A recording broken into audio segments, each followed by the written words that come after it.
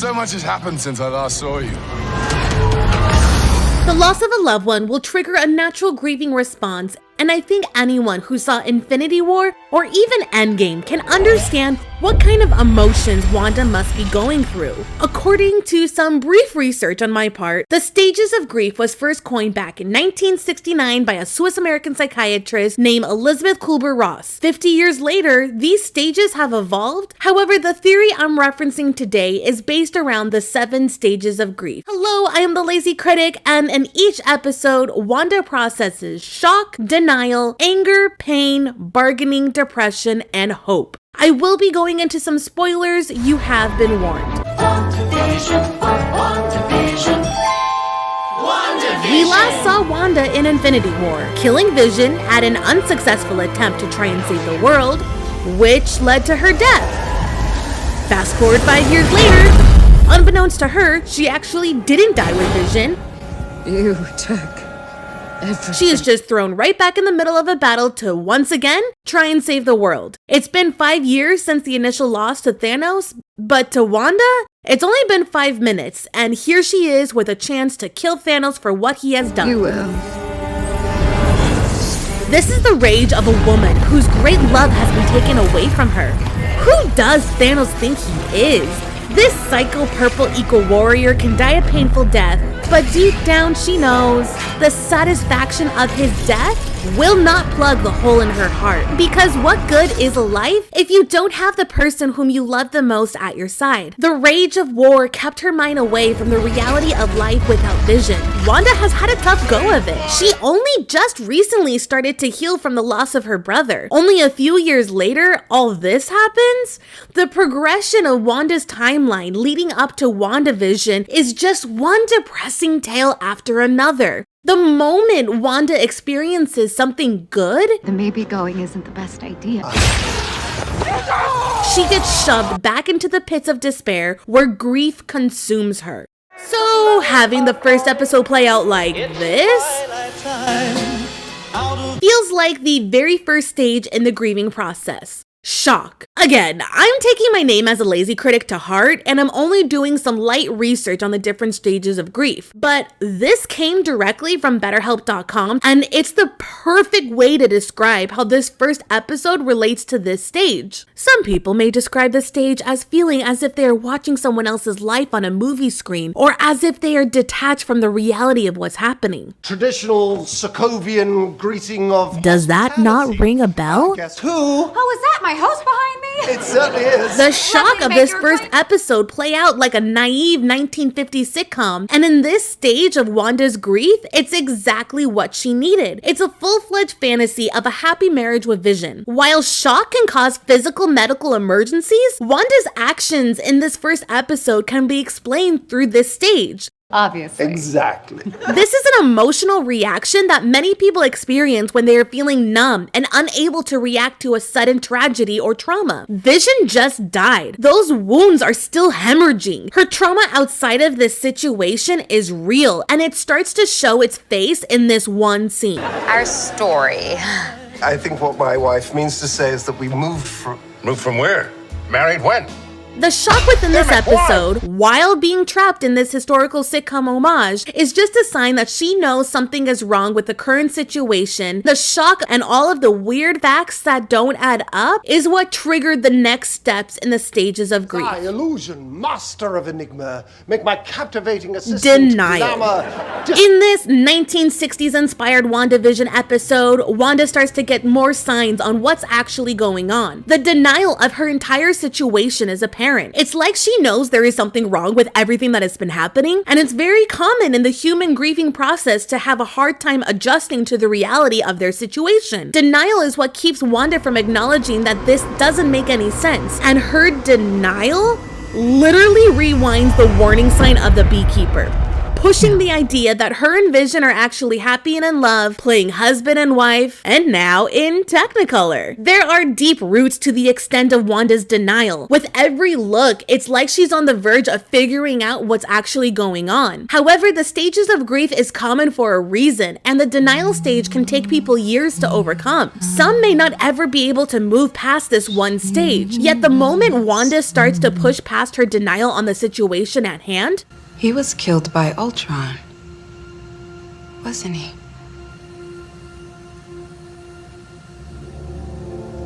What did you say? this one very real conversation with Monica starts the next stage in the grieving process. In enters the anger.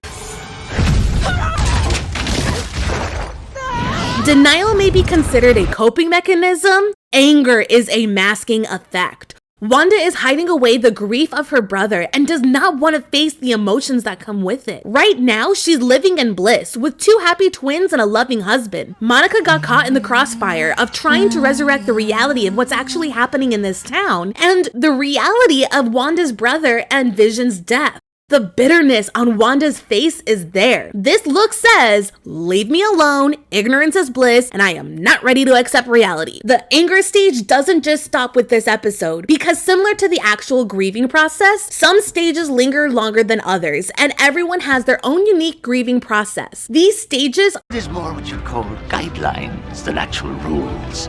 Her fury over the situation is apparent. As seen at the end of episode 3, some of that shock is starting to wear off. However, the biggest emotions we are left with at the end of episode 4 is pain.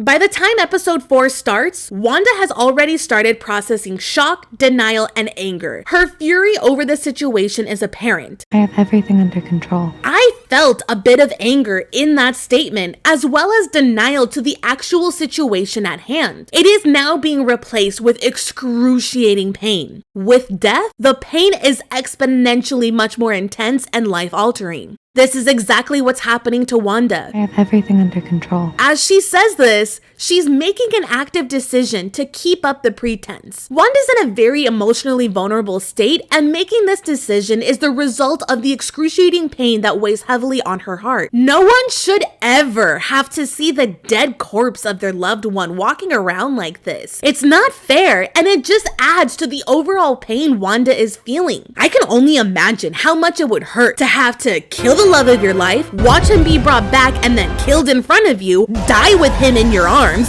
wake up with him not in your arms but in the middle of a battle. Oh, and these government guys have kept Vision's body in their building for the past 5 years while you've been blipped away. So yeah, if I had to go through all of this, plus this chick is manipulating me, as wrong as it may be, I'd live in the denial stage for as long as I could, because I don't know if my heart could handle the emotional trauma of what's happening with Wanda. It's just not fair, and she's doing it all by herself, which is typically not recommended. Again, according to the brief research that I have done on the grieving process, there are hundreds of resources out there encouraging people to seek help in others. Therapists, support groups, friends old and new who know how grief feels and who can let you be alone but not alone. And Wanda is going through these complicated emotions all by herself, which is why Monica is such an important character in all of WandaVision.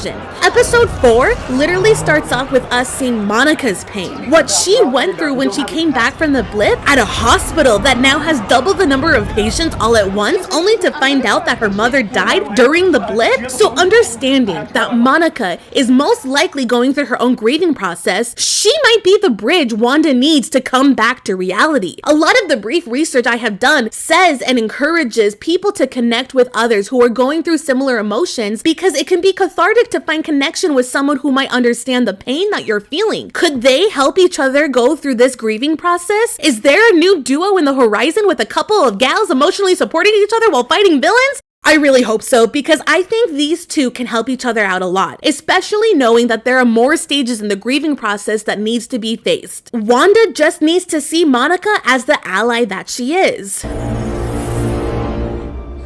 You are my husband.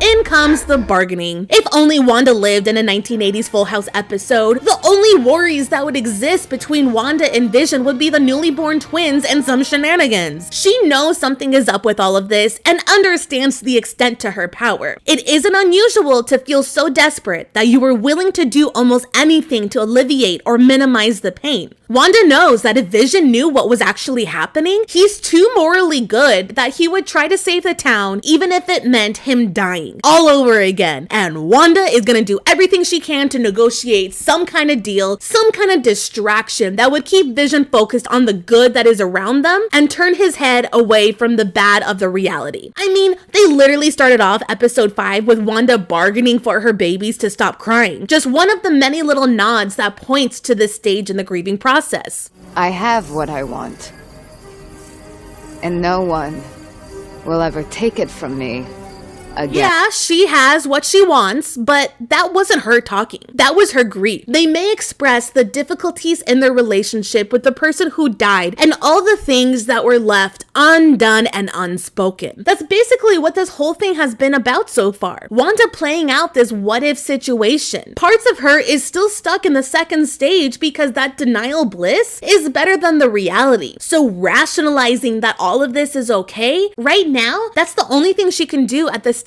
she's in. You can fix anything, Mom. Fix dead.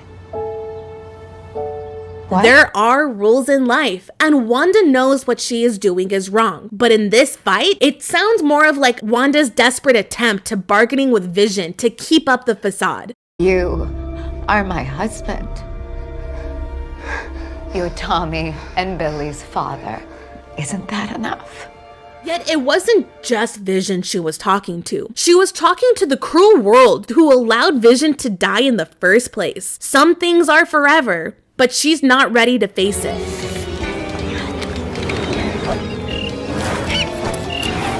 And now we've got the best commercial to describe the next stage in Wanda's grieving process. Depression. There comes a time when our imagination calms down and we start to look at the reality of our present situation. Bargaining no longer feels like an option and we are faced with what is happening. I feel like this stage is spread across episodes 6 and 7 because she's moving in and out of her emotions. We've all been there, right? Letting our fear and anger get the best of us. Intentionally expanding the borders of the false world we created. What has happened was not right, and she knows it. That sinking feeling where you can't get out of bed is part of this stage. The feeling of emptiness is common in people processing their grief. It's an emotional fog, and Wanda is struggling with this stage. As I said before, the stages are There's more what you call guidelines than actual rules. and previous stages that were originally processed starts to pop up again because depression is one of the hardest stages in grief to get pulled out of, and is why I really think Monica is such an integral part of Wanda's journey. On some level, Wanda, you know I am an ally.